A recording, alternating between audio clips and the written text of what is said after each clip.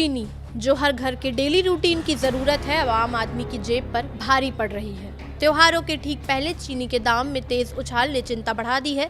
सवाल ये है कि आखिर चीनी इतनी महंगी क्यों हो गई है? क्या वजह सिर्फ गन्ने की कमी है या फिर इसके पीछे इथेनॉल, मौसम और इंटरनेशनल सप्लाई चेन का भी कनेक्शन है? आइए समझते हैं इस वीडियो में। नमस्कार, मैं प्रिया श्रीवास्तव और आप देख रहे हैं न्यूज़ 18। सबसे पहले बात करते हैं कीमतों की। देश में चीनी का औसत खुदरा भाव 23 अगस्त तक बढ़कर करीब 62 रुपये 47 पैसे प्रति किलो पहुंच गया है, जबकि पिछले साल इसी दौरान यही कीमत करीब 46 रुपये 30 पैसे थी। यानी एक साल में चीनी की कीमत में करीब 16 रुपये प्रति किलो का इजाफा हुआ है। थोक बाजार में भी तस्वीर कुछ ऐसी ही है। 100 किलो चीनी का भाव बढ़कर करीब 5,800 रुपये तक पहुँच गया है, जबकि जुलाई में ये करीब 4,510 रुपये था। त्योहारों के सीजन में इसका सीधा असर मिठाई, चाय, कॉफ़ी और दूसरे खाद्य चीज़ों पर पड़ रहा है।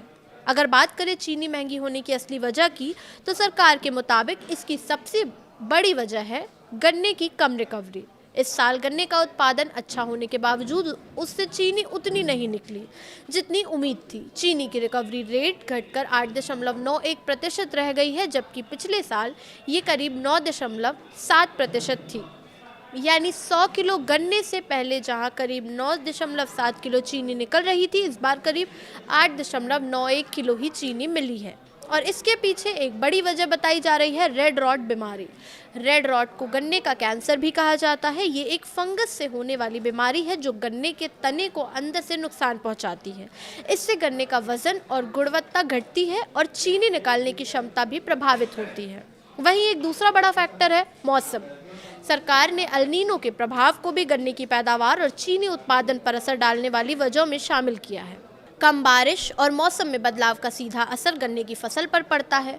वहीं अब आते हैं एथेनॉल वाले एंगल पर। चीनी के दाम बढ़ने के बाद विपक्ष ने आरोप लगाया है कि गन्ने का बड़ा हिस्सा एथेनॉल बनाने में इस्तेमाल होने की वजह से चीनी का उत्पादन घटा है, लेकिन सरकार ने इस दावे को खारिज कर दिया। सरकार के मुताबिक एथेनॉल के लिए इस्तेमाल होने वाले गन्ने का हिस्सा 2022-23 में करीब 12% से घटकर 2025-26 में करीब 9% हो गया है।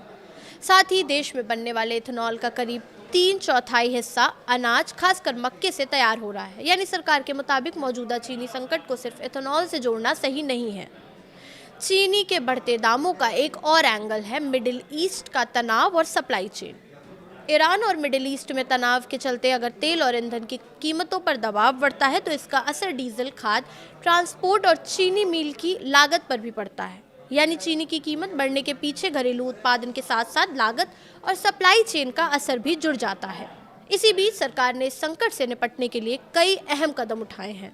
सबसे बड़ा कदम है चीनी के निर्यात पर रोक। सरकार ने 30 सितंबर 2026 तक चीनी के निर्यात पर रोक लगाई है। दूसरा बड़ा फैसला है 10 लाख टन कच्ची चीनी का शुल्क मुक्त आयात। सरकार ने 31 अक्टूबर 2026 तक रॉ शुगर के आयात की अनुमति दी है ताकि घरेलू बाजार में सप्लाई बढ़ाई जा सके। इसके अलावा जमाखोरी पर लगाम लगाने के लिए स्टॉक लिमिट भी तय की गई है। डीलर के लिए अधिकतम स्टॉक सीमा 400 टन रखी गई है और स्टॉक मिलने के 30 दिन से ज़्यादा उसे रोक कर रखने पर भी पाबंदी लगाई गई है। कुल मिलाकर चीनी की कीमतों में मौजूदा उछाल के पीछे गन्ने की कम रिकवरी, रेड रॉट बीमारी, मौसम का असर, बढ़ती लागत और सप्लाई चेन की चुनौतियां जैसी कई कारण हैं। लेकिन सबसे बड़ा सवाल यही है कि त्योहारी सीजन में सरकार के इन कदमों से चीनी के दाम कब तक नीचे आते हैं और क्या आम आदमी की मिठास फिर से लौट पाएगी। फिलहाल इस वीडियो में इतना ही। ऐसे ही और वीडियोस के लिए देखते रहिए न्यूज़ 18।